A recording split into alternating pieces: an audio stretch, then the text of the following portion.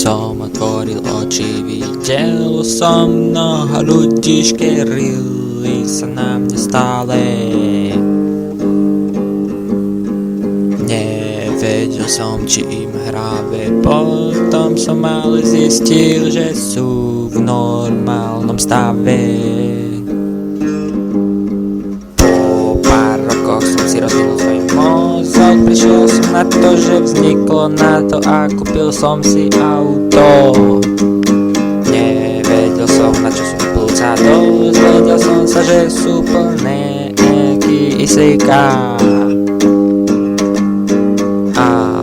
Nevedel som, odkiaľ pochádza, počul som, že z každého stroma a tak najlepšie, že je vo vzduchu kyslík. Nedokážeme bez neho žiť, tak si utrieriť. Treba im mozgy vybiť a strany prestať píliť, lebo sa tu za chvíľu všetci udusíme, tak nové stromy vysadíme.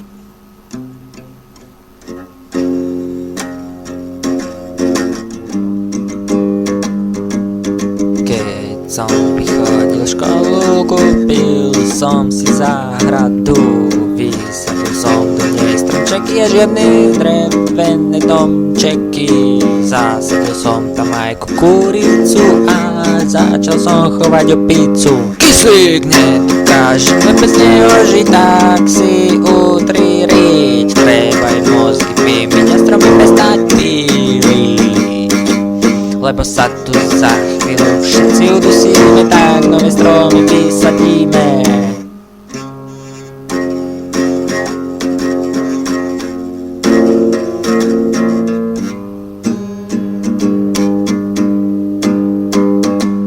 Stromčeky už vykúpili, nedovolím im, aby mi ich vyfúkli. Hauka som si kúpil, do hovna som vstúpil.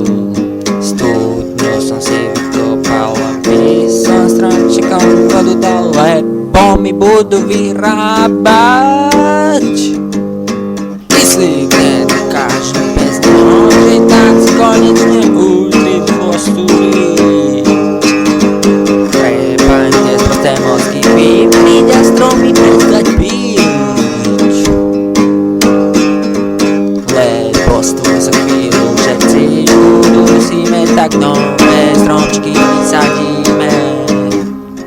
Je super, že máme mladé stromčeky, ale z veľkých by sa nemali robiť domčeky. Tak prestaňte ich rúbať, lebo neskôr začnete zúfať.